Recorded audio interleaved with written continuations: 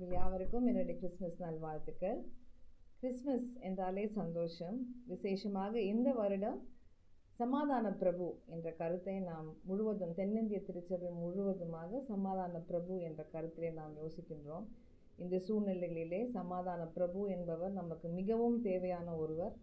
நடக்கின்ற சூழ்நிலைகளே போராட்டங்கள், கஷ்டங்கள், மேட்டிமை, நாட்டுக்குள்ள போராட்டம், நாட்டுக்கு உள்ளே போராட்டம், வெளியே போராட்டம், எல்லா இடத்துலையுமே கஷ்டங்கள் இருக்குது. எத்தனையோ உயிரிழப்புகள், கஷ்டங்களை நம்ம பார்த்து கொண்டிருக்கிறோம். சமாதானம் என்பது தனி மனிதனுடைய சமாதானம் அல்ல.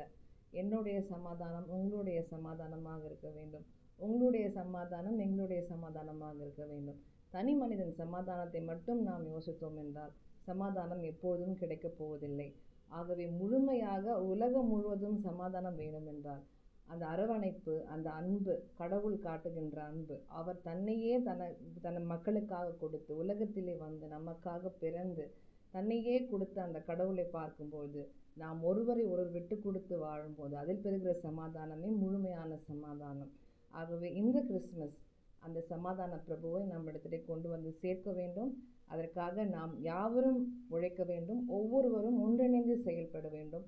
அப்பொழுது மட்டுமே சமாதான பிரபு நம்மிடத்திலே பிறப்பார்.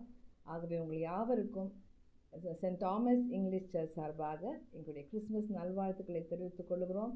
விசேஷமாக நல்ல ஒரு புத்தாண்டு சமாதானத்தோடு துவங்கி சமாதானத்தோடு முடிய நான் என் வாழ்த்துக்களை தெரிவித்துக் கொள்கிறேன்.